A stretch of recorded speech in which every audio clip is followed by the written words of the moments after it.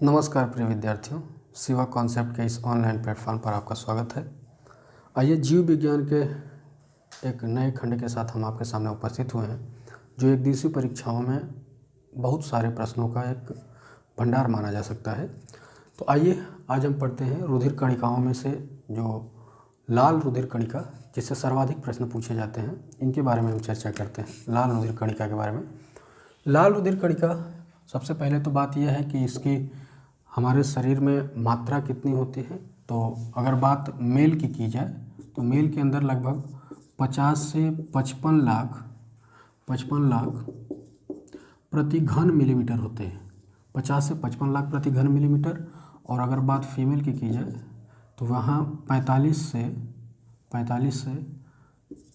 50 लाख प्रति घन मिलीमीटर, 45 से 50 लाख प्रति घन मिलीमीटर ये संख्या होती है। अगर बात कुल की जाए कि यानी कुल रुधिर कणिकाओं में इसका प्रतिशत कितना होता है। रुधिर कणिकाएँ अगर देखा जाए कि कुल 100% अगर आरबीसी, डब्ल्यूबीसी और प्लेटलेट्स को मिलाकर होती हैं, तो उनमें आरबीसी कितना प्रतिशत होता है, तो यह लगभग 90 से 92% पाया जाता है। 90 से 92% जो कणिकाओं में भूमिका होती है वो आरबीसी की होती है। उसके बाद आगे बात करते हैं। संख्या के बाद अगला है कि इसका निर्माण कहाँ होता है। तो निर्माण के क्रम में जो भ्रूणीय अवस्था होती है, भ्रूणीय अवस्था, तो भ्रूणीय अवस्था में इसका जो निर्माण है वो यकृत और प्लीहा के द्वारा किया जाता है। लेकिन जैसे ही वयस्क हो जाते हैं तो वयस्क के अंदर इसका जो निर्माण है वो लाल अस्थिमज्जा में होता है। लाल अस्थिमज्जा के अंदर होता है, रेड बोन मैरो भी जिसे कहते हैं। तो लाल अस्थिमज्जा के अंदर आरबीसी का निर्माण होता है। इसके बाद बात करते हैं कि निर्माण के लिए उत्तरदायी हार्मोन कौन कौन से होते हैं।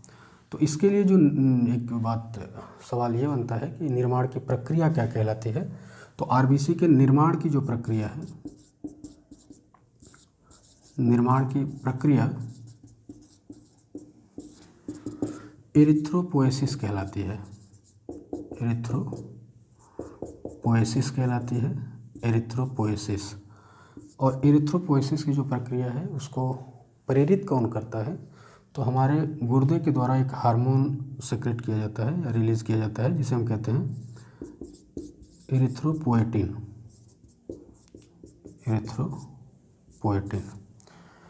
एरिथ्रोपोएसिस के द्वारा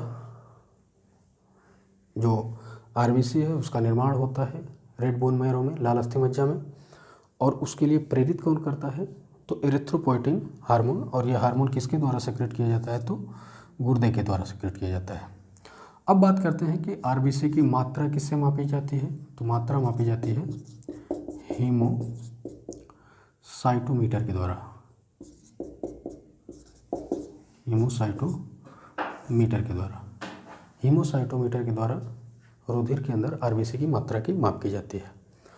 मात्रा कम या अधिक होने पर क्या प्रभाव पड़ता है, तो यदि रुधिर के अंदर आरबीसी की मात्रा बढ़ जाए, तो आरबीसी की मात्रा बढ़ जाने पर जो विकार होता है या बीमारी होती है या समस्या होती है, उस समस्या को हम कहते हैं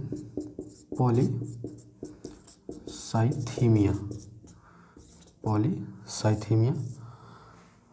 और एक और बीमारी होती है जिसे हम कहते हैं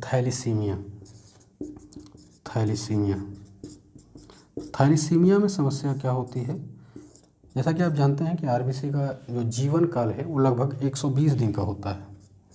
120 दिन का इसका जीवन काल होता है।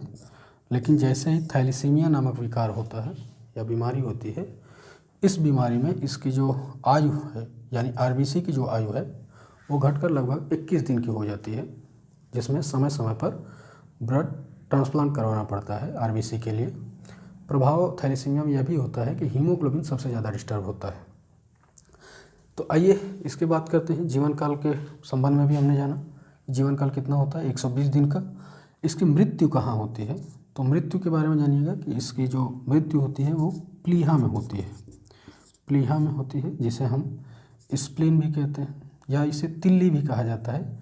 तो प्लीहा को हम आरबीसी का कब्रिस्तान भी कहते हैं। आरबीसी का कब्रिस्तान भी कहते हैं। आरबीसी का कब्रिस्तान किसे कहते हैं? तो प्लीहा को कहते हैं। तो हमने क्या जाना? हमने पहले जाना कि इसकी मात्रा कितनी होती है। तो मेल के अंदर लगभग 50 से 55 लाख प्रति घन मिलीमीटर, और फीमेल के अंदर जो होती है वो 45 से 50 लाख प्रति घन मिलीमीटर। अगर बात की जाए कि कुल रुधिर कणिकाओं में आरबीसी का प्रतिशत कितना होता है, तो वो लगभग 90 से 92% होता है। इसके बाद हमने क्या जाना कि इसका निर्माण कहाँ होता है? तो भ्रूणीय अवस्था में इसका निर्माण जो होता है वो यकृत के या प्लीहा के अंतर्गत होता है। लेकिन जैसे ही वयस्क होते हैं हम, या शिशु के रूप में जब जन्म होता है, तो उस जन्म के बाद जो इसके निर्माण की प्रक्रिया, यानी कि हमारे शरीर के अंदर जब बोन मैरो पूरी तरीके से डेवलप हो जाता है, अस्थिमज्जा बन जाती है, तो हमारे शरीर के अंदर इसका जो निर्माण है वो लाल अस्थिमज्जा या रेड बोन मैरो में होता है। अगला हमने जाना कि इसके निर्माण की प्रक्रिया क्या कहलाती है। तो आरबीसी के निर्माण की प्रक्रिया को लेकर के आपसे सवाल पूछे जाते हैं कि क्या कहलाती है, या एरिथ्रोपोएसिस होता क्या है। तो एरिथ्रोपोएसिस जो होता है वो आरबीसी के निर्माण की प्रक्रिया कहलाती है। और एरिथ्रोपोएसिस को जो ये प्रक्रिया है इसे प्रेरित कौन करता है? तो एरिथ्रोपोएटिन नामक हार्मोन। और एरिथ्रोपोएटिन नामक हार्मोन किसके द्वारा रिलीज किया जाता है? तो गुर्दे के द्वारा रिलीज किया जाता है। आगे हमने जाना कि इसकी संख्या की माप कैसे की जाती है, यानी हमारे ब्लड में आरबीसी की मात्रा कितनी है, तो वो माप की जाती है हीमोसाइटोमीटर से। अनुपात को लेकर के भी सवाल बनते हैं कि आरबीसी का अनुपात कितना होता है। तो आरबीसी के अनुपात को अगर हम जानें तो 600 अनुपाते 1 अनुपाते 4, यानी कि अगर 600 कणिकाएँ आरबीसी की हैं तो 1 कणिकाएँ डब्ल्यूबीसी की होगी और 4 कणिकाएँ प्लेटलेट्स की होगी। ये वास्तविक अनुपात होता है। तो इस अनुपात को लेकर के भी आपसे सवाल पूछा जाता है। आरबीसी 600, डब्ल्यूबीसी 1 और प्लेटलेट्स 4, तो 600 अनुपाते 1 अनुपाते 4। तो इसको हमने जाना।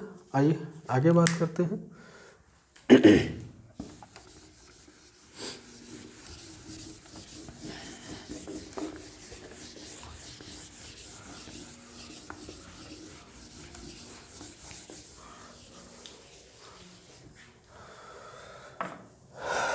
लाल रंग का इसका कारण क्या होता है? तो इसके लाल रंग का जो कारण होता है वो आरबीसी के अंदर पाया जाने वाला हीमोग्लोबिन होता है। हीमोग्लोबिन के कारण होता है। हीमोग्लोबिन के कारण इसका लाल रंग होता है। हीमोग्लोबिन हमारे शरीर के अंदर मात्रा कितनी होती है? तो ये लगभग औसतन देखा जाए तो पुरुष के अंदर 13.5 से 17.5 ग्राम पर 100 ml, और अगर महिला में देखा जाए या फीमेल में देखा जाए तो ये 11.5 से 15.5 ग्राम प्रति 100 ml। आइए आगे हम बात करते हैं कि लाल रुधिर कणिकाओं में केंद्रक पाया जाता है या नहीं पाया जाता है। तो यह विशेष बात है कि इसके अंदर केंद्रक नहीं पाया जाता, यानी केंद्रक अनुपस्थित होता है। केंद्रक अनुपस्थित होता है। प्रकृति ने इस हिसाब से भी रचना निर्मित की है कि अगर केंद्रक अनुपस्थित रहेगा तो हीमोग्लोबिन को पर्याप्त विस्तार मिलेगा और अधिक से अधिक हमारे शरीर के अंदर ऑक्सीजन का परिवहन हो सकेगा।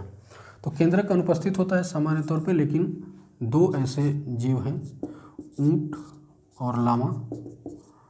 ऊंट और लामा जिनकी रुधिर में आरबीसी की मात्रा आरबीसी में केंद्रक की उपस्थिति पाई जाती है। आगे बात करते हैं कि इनकी सर्वाधिक संख्या किस में होती है। तो आरबीसी की जो सर्वाधिक संख्या होती है वो होती है ऊंट के अंदर। ऊंट में आरबीसी सर्वाधिक मात्रा में पाया जाता है। सबसे कम किस में पाया जाता है आरबीसी? तो ये कुत्ते में पाया जाता है। कुत्ते में आरबीसी की मात्रा सबसे कम होती है। आगे बात करते हैं कि सबसे बड़ा आरबीसी किस में होता है। तो सबसे बड़ा आरबीसी उभयचरों में पाया जाता है, विशेषकर मेढक में पाया जाता है। मेढक में अगर बात हो जाएगी कि स्तनधारी में सबसे बड़ा आरबीसी किसका होता है, तो हाथी को चुनेंगे, तब यहाँ विकल्प हो जाएगा हाथी। समान रूप से अगर पूछा जाए कि सबसे बड़ा आरबीसी किस में पाया जाता है, तो उभयचर, और उभयचरों में किस में, तो मेढक में। अगर बात आ जाए कि स्तनधारियों में सबसे बड़ा आरबीसी किस में पाया जाता है, तो हाथी में पाया जाता है। सबसे छोटा आरबीसी किस में पाया जाता है, तो ये पाया जाता है, सबसे छोटा आरबीसी ये पाया जाता है कस्तूरी मृग में। कस्तूरी मृग के अंदर पाया जाता है। ठीक ना। तो ये हमने कई महत्वपूर्ण तथ्य जाने। हमने आरबीसी की मात्रा को जाना, हमने आरबीसी के निर्माण को जाना, निर्माण का स्थान जाना, निर्माण की प्रक्रिया जानी, और इसके साथ साथ निर्माण के लिए उत्तरदायी जो हार्मोन हैं इनको जाना, और भी कई महत्वपूर्ण चीज़ों को हमने जाना। आरबीसी का जो मुख्य कार्य होता है वो हमारे शरीर के अंदर हीमोग्लोबिन की सहायता से शरीर के अंदर जो ऑक्सीजन है उसका परिवहन करना और शरीर के विभिन्न भागों से कार्बन डाइऑक्साइड को शरीर से बाहर निकालने में भूमिका निभाना। एक बात और जानिएगा कि शरीर के अंदर अगर आरबीसी में हीमोग्लोबिन की मात्रा कम हो जाती है तो एक समस्या होती है जिसे हम कहते हैं एनीमिया। एनीमिया नामक जो विकार होता है वो हीमोग्लोबिन की कमी के कारण ही होता है। हीमोग्लोबिन दो हिस्सों से बना है, एक हीम नामक एक पिगमेंट होता है, लौह वर्णक भी कहते हैं, और ग्लोबिन जो एक विशेष प्रकार का प्रोटीन है। तो हीमोग्लोबिन अगर हमारे शरीर में कम हो जाता है तो शरीर एनीमिया नामक रोग से पीड़ित हो जाता है। और एनीमिया के उपचार के लिए विटामिन B6 और B12 एक सहायक है, और इसके साथ साथ जो हमारे पत्तियां हैं, हरी पत्तेदार सब्जियां हैं, जो साग हैं, उनके भी सेवन से हमारे शरीर के अंदर एनीमिया से मुक्ति के साधन बन जाते हैं। ठीक है, आज की क्लास यही समाप्त करते हैं। धन्यवाद।